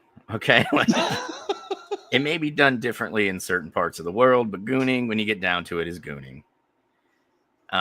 Get a eugenics roll at the sushi.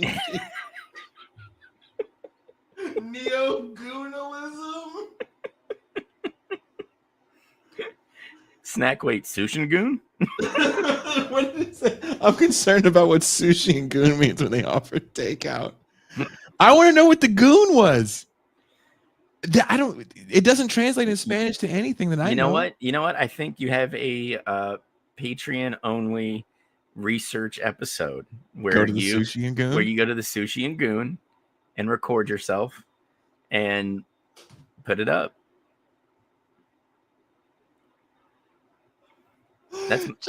That's money right there. But what's bad, Mac, I'd have to walk through the red light, and that right there is going to get the show pulled. All the cheeks. But off of Patreon? Oh, on Patreon? Yeah, that's what I'm saying. Oh, Patreon only. Fastest goon in the West. I don't know if I have the heart.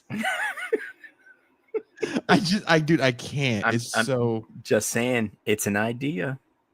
Oh man. I'm on my way to the Sushi and Goon in the red light district of Tijuana. I hope you don't narrate like that. Hello, patrons. It's your host, Jason Miles. We're heading to the Sushi and Goon. Huh. I love clever wordplay like that. Look at all these cheeks.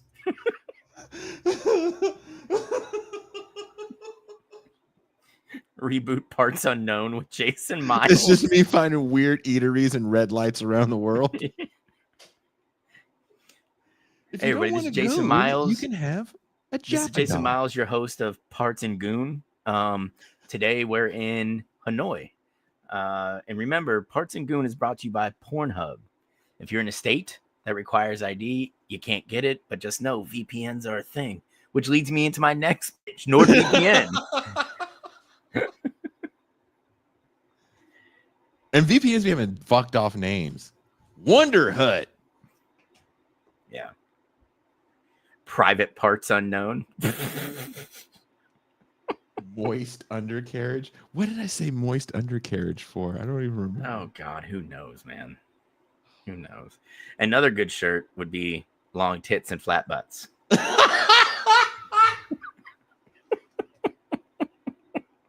Nuri said, call yourself Antoine Bourdain.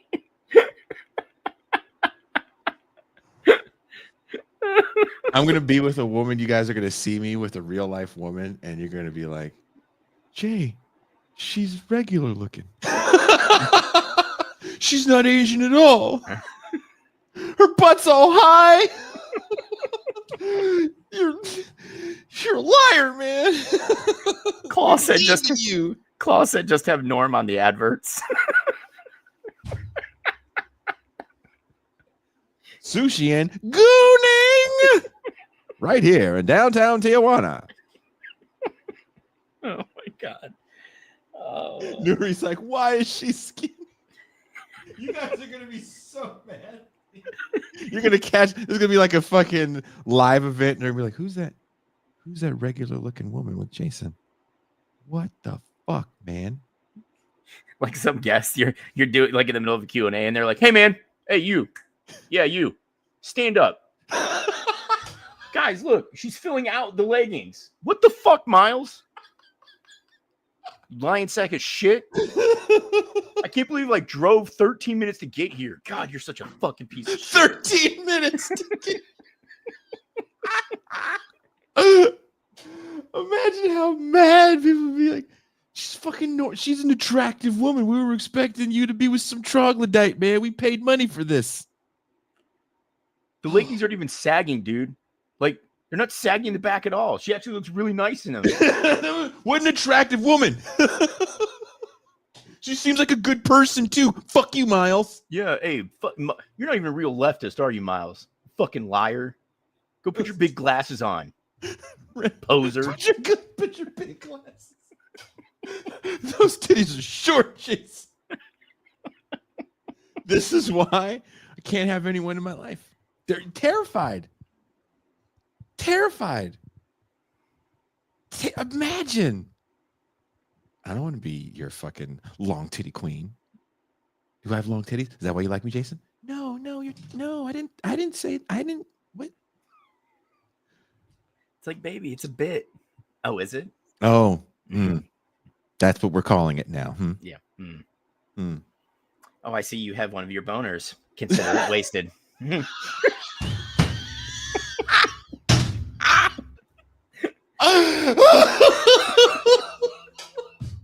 Jason's just sitting there like, sorry, dude.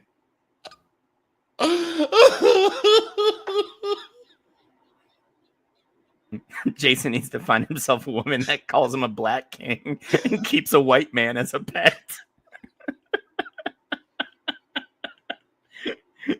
Oh my God. Oh, these tits are a bit. Oh my God. Okay, everybody. I love you, but I'm going to sleep. Oh my God. All right, Mac, go sleep. Thank you, Mac. You're welcome, brother. Thank you, Mac. You guys are hilarious and horrible. And I love all of you. And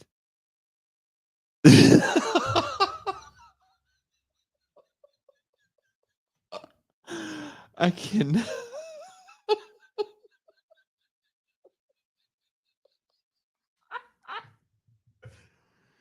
I'll be back tomorrow morning. Remember, there's 3 shows tomorrow. Ted Reese at 9 a.m. Pacific time, regular time with Emily Topping. And then Emily and I will be going into the champagne room where we had to get all of this out before Emily comes on.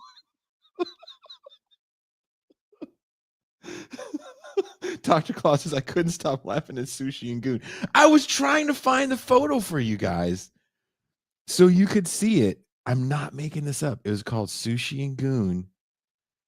I can't, for some reason, it's not popping up on, you know how your iPhoto is supposed to save all your photos? Like the only thing that's popping up, there was a scorpion in my terrace. And I took hella pictures of it because it scared the shit out of me.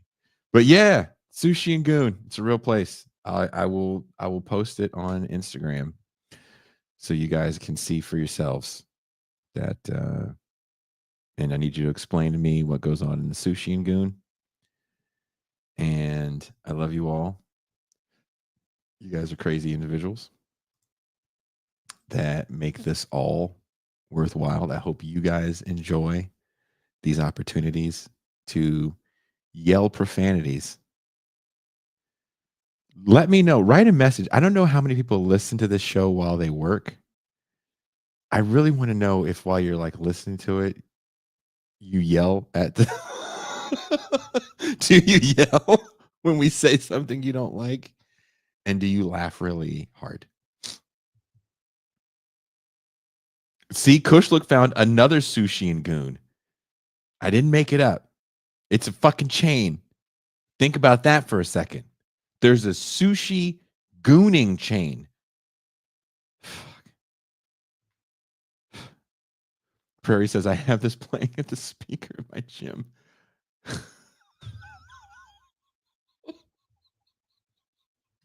No, Tony, do not Google peg launching. Big Planner says he stopped because he spit taked on the screen. I hope that happens because I didn't know if these glasses were going to look ridiculous. I was like, maybe I'll look like Kevin Samuels. Maybe I'll look like Elton John. And I think I look like all of them. But you haven't called me a girl boss, and that's a win.